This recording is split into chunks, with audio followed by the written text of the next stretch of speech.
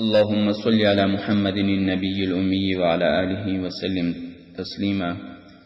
نحمده ونصلي على رسوله الكريم وعلى آله وأصحابه أجمعين، أما بعد، فأعوذ بالله من الشيطان الرجيم. بسم الله الرحمن الرحيم. قل من كان عدوا لجبريل فإنه نزله على قلبك بإذن الله مصدقا لما بين يديه وهدى وبشرى للمؤمنين. من كان عدوا لله وملائكته ورسله وجبريل وميكال فإن الله عدو للكافرين. ولقد أنزلنا إليك آيات بينات وما يكفر بها إلا الفاسقون. أفكلما عاهدوا عهدا نبذه فريق منهم بل أكثرهم لا يؤمنون. ولما جاءهم رسول من عند الله مصدق لما معهم نبذ فريق من الذين أوتوا الكتاب كتاب الله وراء ظهورهم كأنهم لا يعلمون. آمنت بالله صدق اللہ ومولانا العظیم. دوستو، سورۃ البقرہ چل رہا ہے، آیتوں کا ترجمہ سن لیجئے. قل من كان عدوا لجبريل فإنه نزله على قلبك بإذن الله مصدقا لما بين يديه وهدى وبشرى للمؤمنين. کہو جو شخص جبرائیل کا دشمن ہے تو ہوا کرے، کیونکہ انہوں نے قرآن کو آپ صلی اللہ علیہ وسلم کے قلب پر بإذن الہی نازل کیا ہے. ان کا قرآن میں کچھ دخل نہیں، جو سابقہ کتابوں کی تصدیق کرنے والا ہے اور رہنما ہے اور ایمان لانے والوں کے لیے مژدہ ہے، خوشخبری ہے. من کان عدوا للہ وملائکتہ ورسلہ وجبریل ومیکال فإن اللہ عدو للکافرین. جو اللہ کا دشمن ہے اور اس کے فرشتوں کا اور اس کے رسولوں کا اور جبرائیل و میکائیل کا، تو اللہ قرآن پر ایمان نہ لانے والوں کے دشمن ہے.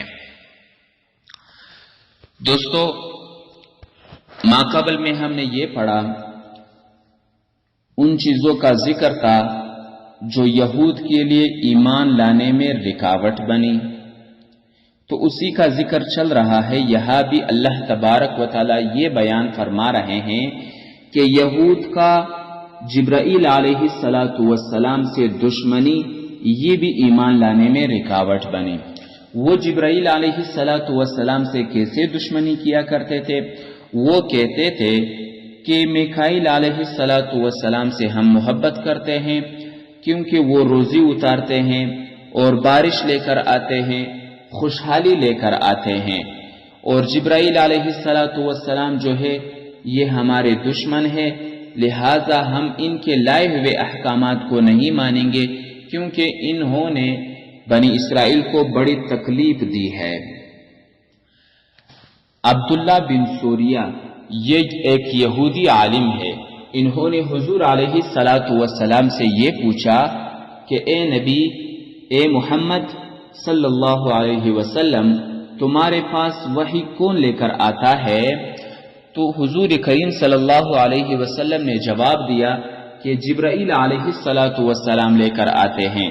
تو یہ یہودی عالم کہنے لگا کہ ہم جبرائیل علیہ السلام کے لائے ہوئے احکامات کو نہیں مانیں گے، لہٰذا ہم میکائیل علیہ السلام کے لائے ہوئے احکامات کو مانیں گے.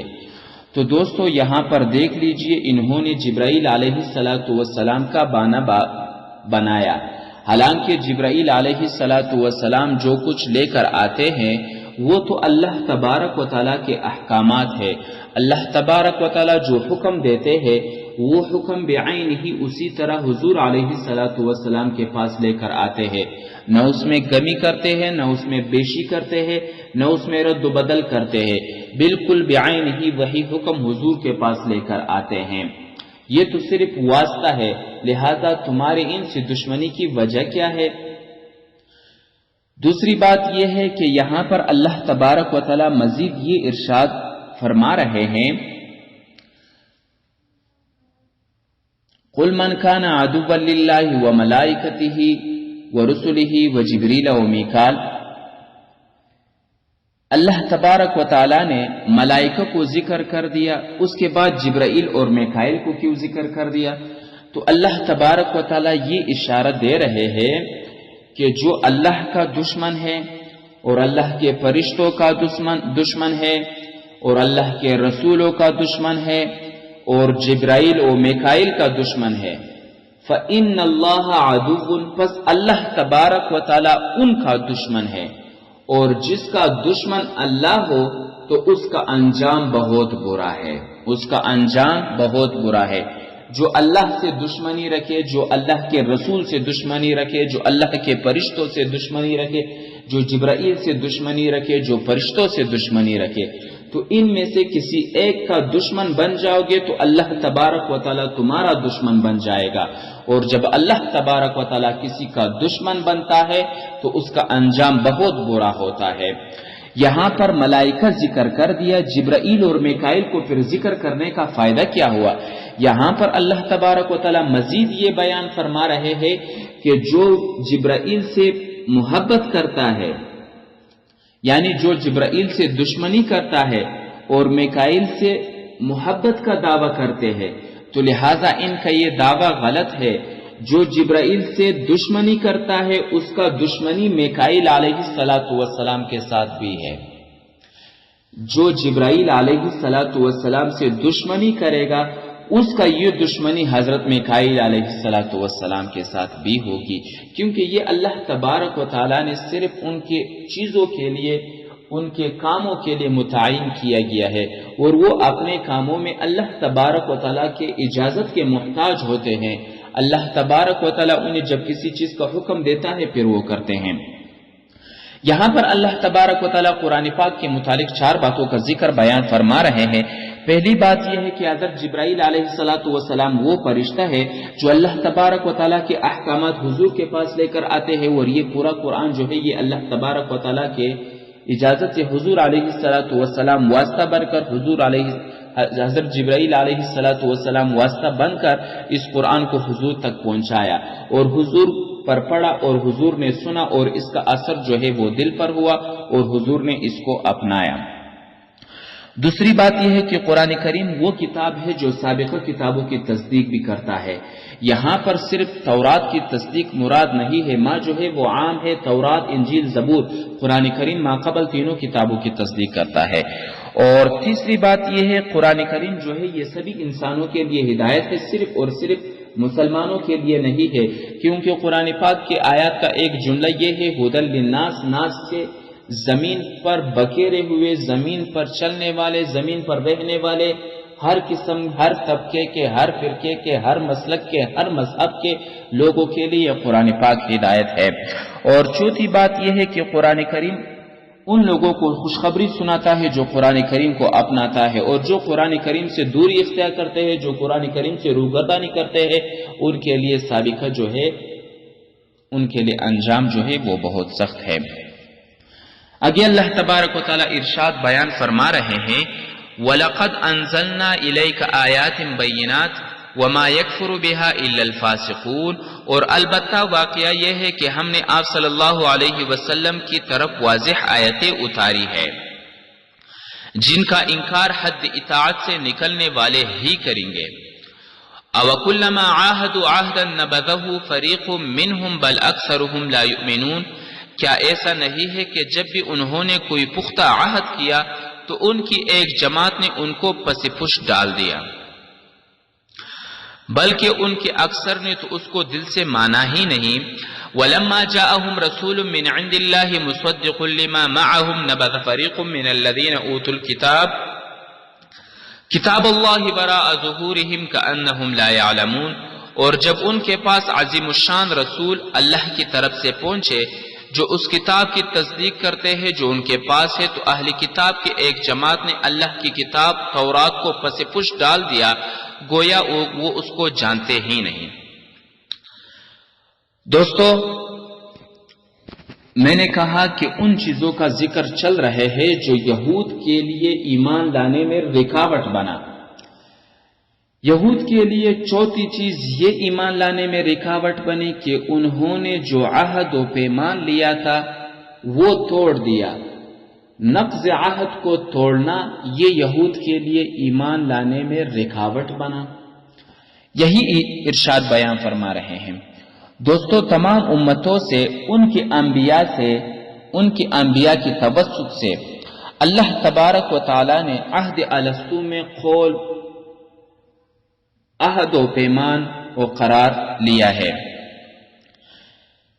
اس بات کا عہد لیا ہے کہ جب آخری زمانے میں یعنی سب سے آخر میں آخر الزمان محمد صلی اللہ علیہ وسلم مبعوث ہو اور ان پر ایک کتاب نازل ہو تو وہ اس نبی کا اور اس کتاب کا تصدیق کرنے ہوں گے، تو انہوں نے اس کا عہد اور پیمان لے لیا اور قبول کر لیا۔ لیکن جب حضور کریم صلی اللہ علیہ وسلم مبعوث ہوئے، ان پر قرآن نازل ہونا شروع ہو گیا، تو ان لوگوں نے اپنا عہد توڑ دیا اور حضور کی نبوت کے انکاری ہو گئے اور حضور پر نازل ہونے والی کتاب قرآن مجید کے انکاری بن گئے۔ تو یہ انکاری بننا، ان کا یہ عہد توڑنا، یہ ان کی ایمان لانے میں رکاوٹ بنا۔ تو دوستو، جو عہد اور پیمان توڑے، جو اللہ تبارک و تعالیٰ کے رسول سے، اللہ تبارک و تعالیٰ کی کتاب سے روگردانی کر لے، ان لوگوں کے لیے یہ امید رکھنا کہ یہ ایمان لے کر آئیں گے، وہ اطاعت کریں گے، تو لہٰذا ان لوگوں سے یہ امید نہیں کی جا سکتی ہے جو عہد اور پیمان توڑے، جو نقض عہد کر لے۔ ان لوگوں سے یہ امید لگانا کہ یہ قرآن پاک پر ایمان لائیں گے، یہ حضور پر ایمان لائیں گے، کہتا ہے یہ امید ٹھیک نہیں ہے، کیونکہ انہوں نے عہد اور پیمان توڑا ہے۔ عہد اور پیمان توڑنے کی وجہ یہ ہے کہ یہ لوگ اب قرآن کریم پر ایمان نہیں لے کر آئیں گے۔ اور یہ عہد اور پیمان توڑنا یہ ان کا ابھی نہیں ہے، یہ ان کے آباء اور اجداد سے آ رہا ہے۔ ان کے آباء اور اجداد نے عہد پیمان کیا تھا اور پھر اس عہد اور پیمان کو انہوں نے توڑ دیا تھا۔ انہوں نے کیا عہد اور پیمان کیا تھا؟ 3 باتیں سمجھ لو۔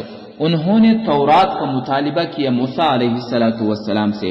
موسیٰ علیہ السلام جب تورات لینے گئے، جب تورات لے کر آ گئے تو وہ انکاری بن گئے کہ ہم یہ کیسے مان لے کہ یہ آپ کا کتاب ہو سکتا ہے، ہم یہ کیسے مان لے کہ یہ اللہ کا کتاب ہو سکتا ہے کہ تم نے اپنی طرف سے بنایا ہو۔ تو انہوں نے اس عہد کو توڑ دیا۔ اس کے بعد اللہ تبارک و تعالیٰ کے سامنے جب وہ لوگ گئے، اللہ تبارک و تعالیٰ نے ان کو خود بتایا، سامنے نہیں گئے، اللہ تبارک و تعالیٰ نے ان کو خود بتایا۔ موسیٰ علیہ السلام نے دعا کی، موسیٰ علیہ السلام نے عرض کیا، تو اللہ تبارک و تعالیٰ نے خود بتایا کہ یہ میرا کتاب ہے۔ انہوں نے مان لیا۔ کیسا مان لیا؟ ایسا مان لیا کہ ہو سکتا ہے کہ یہ کسی اور کا آواز ہو، یا مان لیا کہ مطلب انہوں نے جب واپس اپنے قوم میں آ گئے تو انہوں نے کہا، یعنی جو اللہ تبارک و تعالیٰ کے جو احکامات تھے اس میں سے کیا کر دیا؟ کمی اور زیادتی کر لی، پھر انکاری بن گئے۔ پھر اللہ تبارک و تعالیٰ نے طور ان پر اٹھا دیا تو وہ مرغہ بن گئے۔ مرغہ بننے کے باوجود انہوں نے کیا کر لیا؟ انہوں نے اقرار کر لیا، عہد کر لیا، لیکن اس کے باوجود پھر انکاری بن گئے۔ تو انہوں نے عہد اور پیمان لیا ہے، یہ ما قبل ان کے جو آباء اور اجداد تھے وہ عہد اور پیمان لیتے رہے اور توڑتے رہے۔ تورات کو مانگا، تورات آنے کے بعد وہ لوگ انکاری بن گئے۔ اسی طریقے سے انہوں نے ایمان لایا، ایمان لانے کے بعد انہوں نے پچھڑا بنایا، اس پچھڑے کی عبادت میں یہ لوگ لگ گئے۔ یہ ایمان لانا بھی ایک عہد ہے۔ ایمان لانے کا عہد یہ ہے کہ میں صرف اللہ تبارک و تعالیٰ کی عبادت کروں گا، کسی اور کی عبادت نہیں کروں گا۔ لیکن ایمان لانے کے بعد انہوں نے اس ایمان لانے کے عہد کو توڑ دیا، پچھڑے کو بنایا، اس کی عبادت میں لگ گئے۔ تیسرا عہد انہوں نے کیا توڑا تھا؟ انہوں نے یہ عہد توڑا تھا کہ ان کی پرانی خصلت بھی یہی ہے۔ تورات جب انہوں نے قبول کر لیا، پھر ان کو یہ حکم دیا گیا کہ ہفتے کے دن تم لوگ مچھلیوں سے دور رہو، لیکن ان کے جو مچیرے تھے، جو مچھلیوں کو پکڑنے والے تھے، انہوں نے حیلہ بنا دیا، عہد اور پیمان کو توڑ دیا۔ تو ان کے جو عہد اور پیمان کا جو توڑنا ہے، یہ ان کے شروع میں ان کے آبا اور اجداد سے یہ آ رہا ہے۔ لہٰذا اے نبی، اب آپ ان سے پریشان نہ ہو۔ ان لوگوں سے یہی عہد بھی لیا گیا تھا کہ آپ پر ایمان لے کر آئیں گے، آپ کی کتاب کی تصدیق کریں گے۔ حالانکہ تورات میں اس بات کا ذکر ہے کہ آخری زمانے میں ایک نبی نازل ہوگا اور اس پر ایک کتاب نازل ہوگا، اس کا تصدیق کرنا ہوگا۔ انہوں نے وہاں پر بھی پڑھا ہے، عہد اور پیمان لیا ہے، اور یہ لوگ عہد اور پیمان توڑ رہے ہیں۔ اور جو عہد اور پیمان توڑ رہے ہیں تو یہ ان کے بے ایمانی کا سرٹیفکیٹ ہے، وہ گمراہی میں چلے جا رہے ہیں اور حد اطاعت سے کئی زیادہ نکل چکے ہیں، اور وہ گمراہی میں حد سے زیادہ داخل ہو چکے ہیں۔ تو لہٰذا ان سے یہ امید لے کر آنا کہ یہ ایمان لے کر آئیں گے، یہ امید ٹھیک نہیں ہے۔ اللہ تبارک و تعالی ہم سب کو حضور علیہ السلام کی لائے ہوئے دین کو اہمیت دینے کی توفیق دے، اس پر چلنے کی توفیق دے، اور اس کو عملی زندگی میں لانے کی توفیق دے۔ وآخر دعوانا ان الحمد للہ رب العالمین۔ اللہم صلی علی محمد وعلی آل محمد کما صلیت علی ابراہیم وعلی آل ابراہیم انک حمید مجید۔ صلی اللہ علیہ وسلم۔